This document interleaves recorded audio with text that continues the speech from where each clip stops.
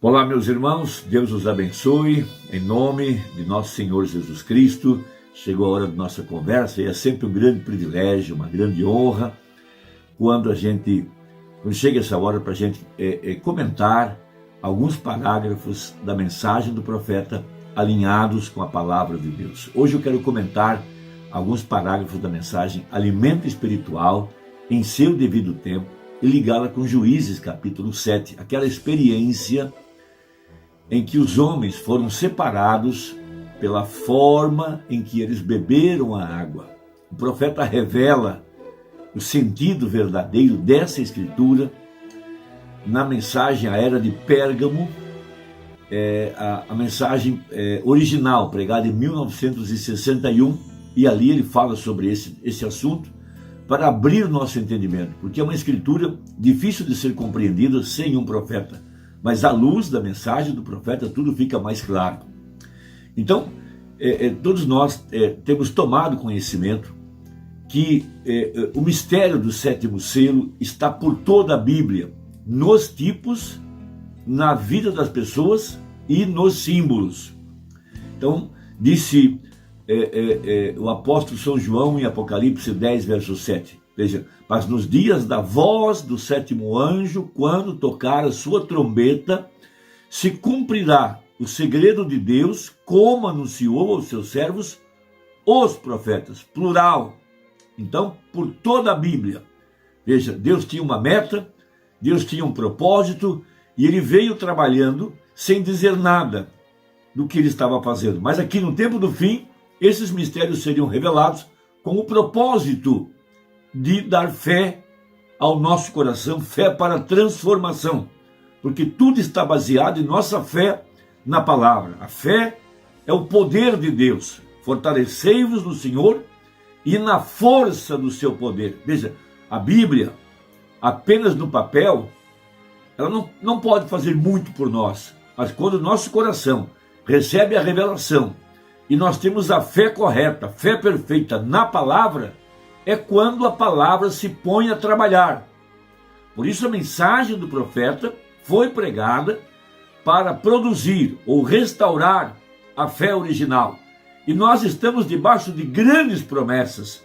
Veja, os trabalhadores da hora undécima, que receberiam o mesmo salário daqueles da primeira hora. Estamos também relacionados na profecia de Ezequiel 37, do Vale dos Ossos Secos, relacionados na profecia de Joel 2, da restauração da árvore noiva, relacionados na restauração do templo, aonde a pedra de coroa seria colocada no seu lugar, aqui, no tempo da tarde. Veja, todas essas são profecias que apontaram para este tempo. Então, cada personagem da Bíblia está trazendo de diferentes ângulos esta verdade para nos ajudar a crescer na fé. Porque fé é algo que cresce. Primeiro, a fé vem pelo ouvir e ouvir a palavra de Deus. Depois Jesus disse, a fé é como um grão de mostarda. Primeiro, é um grão que não se mistura com nada. Segundo, ele cresce até tornar-se uma árvore e os pássaros vêm se abrigar, se aninhar nela, disse Jesus. Então temos com isso que à medida que nós lemos diariamente em espírito de oração, crendo, obedecendo, nossa fé cresce. E é a fé que produz os milagres, é a fé que produz a obra. A obra é fé expressada. Então, somos feitura sua, criados em Cristo Jesus, veja, para as boas obras que já antes já estavam preparadas. Então, quando ele trouxe a nós essa mensagem que nós cremos hoje, veja, e nós estamos vivendo e andando nos passos que andou e que viveu o profeta, essas obras já estavam preparadas. Então há uma igreja eleita e predestinada, feita por Deus, que captaria o mistério da palavra. Por isso, ele disse que o mistério dos 7 trovões, quando fossem revelados, quando chegasse a hora, isso produziria fé para o arrebatamento e produziria o avivamento, que traria a atmosfera e que traria a transformação. Veja, traria a plenitude da palavra. Agora, vamos meditar um pouco no livro de Juízes, capítulo 7, na vida de Gideão. Nós temos aprendido com o profeta que Gideão é um tipo perfeito do crente que segue após a mensagem do profeta.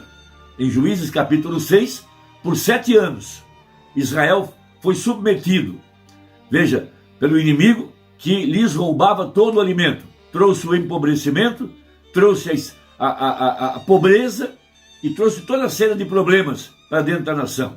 Logo após os 7 anos, Deus envia um profeta. Veja, Juízes 6, do verso 7 a 10. E o profeta leva o povo de volta ao primeiro êxodo, a mensagem de Moisés, aos 5 primeiros livros da Bíblia. E leva o povo a confiar no Deus que os tirou do Egito e que os alimentou por 40 anos e fez grandes e poderosas obras, libertando o povo e os levando à terra da promessa. Veja, então Gideão, ele foi chamado de um homem valoroso. E o profeta disse que o seu principal valor era que ele era um homem escriturístico. Ele era um homem que se baseava totalmente por aquilo que estava escrito. Então ele queria um Deus escriturístico com sinais escriturísticos. Então Deus lhe dá, veja, o que a gente chama agora a grande revelação pessoal de quem Deus era. Porque Deus lhe aparece na forma de um homem. E quando Deus fez isso, foi para que ele pudesse ter acesso à palavra de Deus feita carne, a árvore da vida fora do jardim do Éden, porque ali estava a árvore da vida em pessoa, na forma de um homem. E quando ele teve a revelação de que aquele homem não era um ser humano, era Deus em forma de um homem, aquilo colocou fé em seu coração. Veja, agora ele estava equipado, pronto para o serviço. Logo Deus lhe exigiu obediência. E Deus disse a ele que sacrificasse o segundo boi de seu pai de 7 anos. Isso para nós reflete, veja, a segunda cavalgada, Apocalipse 10, do verso 8 ao 11, que diz: e tornou o anjo a falar conosco.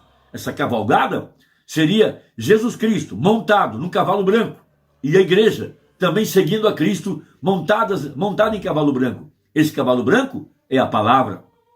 Agora veja, Gideão prossegue, ele vai lá, derruba o altar, sacrifica o boi, e depois então, ele agora é revestido do Espírito de Deus. Então começa agora a obra do Espírito Santo, através dele. E Deus tinha um plano em sua mente, e Deus estava executando esse plano. E veja, e Gideão, veja, um homem simples, humilde, um pequeno milharal, uma pequena casa patriarcal, veja, mas era um homem que Deus viu valor nele, e um homem enviado. Deus lhe disse: não te enviei eu? Veja, então um homem enviado também ele é equipado, comissionado. Agora, veja, o desafio era grande, e ele queria ter certeza de que Deus era com ele. Então Deus o revestiu do Espírito Santo, e Deus então, através dele, permitiu-se ser provado, e Deus lhe mostrou, com essa experiência, que tipo de homem seria usado após a saída do profeta, e que tipo de pessoas seguiriam então a mensagem. Então ele colocou o novelo de lã lá fora, veja, uma lã representando uma ovelha, e logo ele pediu que Deus molhasse o novelo com o orvalho, porque em Deuteronômio 32, Moisés havia dito para o povo que Deus seria para o povo como o orvalho, como a água, como a chuva na estação apropriada. No dia seguinte, lá estava ele, tomando o novelo de lã, e ele espremeu uma taça cheia, representando que logo após a saída do profeta, depois que a palavra fosse restaurada, a igreja chegaria à plenitude do Espírito Santo. Logo, no dia seguinte, ele pediu uma outra prova, que o novelo estivesse seco, mas que toda a terra estivesse molhada. Deus então lhe concedeu, no dia seguinte, o novelo seco e toda a terra molhada. Veja, primeiro um homem ungido e depois um povo ungido, porque ele não poderia fazer a obra sozinho. Deus teria que equipá-lo com as ferramentas e com os homens que estariam com ele, seguindo a mensagem. Logo no capítulo 7, então, ele faz uma convocação. Veja, mas Deus lhe adverte que Deus daria o inimigo na mão dele, mas a glória não seria de nenhum homem e muito menos dele. A glória poderia ser apenas de Deus, porque Deus não divide a sua glória com ninguém. Então ele fez uma convocação e 38 mil homens se alistaram e vieram até ao acampamento. Veja, mas Deus disse ter muitas pessoas. Veja, apregou-a que os covardes e os medrosos voltem para casa. Logo 28.000 homens, veja, que não podiam defender a sua fé, defender a verdade, defender a Escritura, se pôr de pé e enfrentar o inimigo, se acovardaram e foram embora. Ficou ainda 10.000. Deus disse, tem muita gente. E aqui é que vem o ponto. Leve-os à fonte, disse Deus, que ali tos provarei. Então Deus, veja, iria agora mostrar para ele o que significava o velo molhado e a terra seca, depois o velo seco e a terra molhada. Veja, porque Deus não está aprendendo. Tudo já estava em sua mente. E Deus sabia exatamente o que ele estava fazendo, e Deus sabia quem ele tinha preparado para continuar a obra. Por isso, temos que lembrar Efésios capítulo 2. Somos feitura sua, feitos como um vaso na mão do oleiro. Veja, criados em Cristo Jesus. Ou seja, já viemos ao mundo, eleitos e predestinados, e para cumprir um propósito que estava na mente de Deus. Veja, não é o vaso que faz a si mesmo, é o oleiro que faz o vaso como ele quer. Desde que esse vaso de barro esteja na mão de Deus, Deus o fará segundo o propósito que está em sua mente. Então Deus diz a Gedeão, aquele que se abaixar, veja, aquele que beber a água, melhor dizendo, como um cão, esse aparta. E aqueles que se ajoelharem para beber a água, aparta também. Então vamos ler o texto, veja. Então Jerubaal, que é Gedeão, se levantou de madrugada, e todo o povo que com ele havia se acamparam junto à fonte de Harode, de maneira que tinha o arraial dos Midianitas para o norte, pelo outeiro de Moré no vale. E disse o Senhor a Gedeão, muito é o povo que está contigo, para eu dar aos Midianitas em sua mão, a fim de que Israel não se glorie contra mim, dizendo, a minha mão me gloriou, ou me livrou. Agora, pois, apregou aos ouvidos do povo, dizendo, quem for covarde e medroso, volte e vá-se apressadamente das montanhas de Gileade. Então voltaram do povo 22.000, e 10.000 ficaram. E disse o Senhor a Gedeão, ainda muito povo há, faz-os descer as águas, e ali tu os provarei. E será que aquele que eu te disser, este irá contigo? Este contigo irá. Porém todo aquele de que eu disser, este não irá contigo, este não irá. E fez descer o povo às águas. Então o Senhor disse a Gedeão, qualquer que lamber as águas com a sua língua, como as lambe o cão, esse porás à parte, como também a todo aquele que se abaixar de joelhos a beber. E foi o número dos que lamberam, levando a mão à boca 300 homens, e todo o resto do povo se abaixou de joelhos a beber as águas.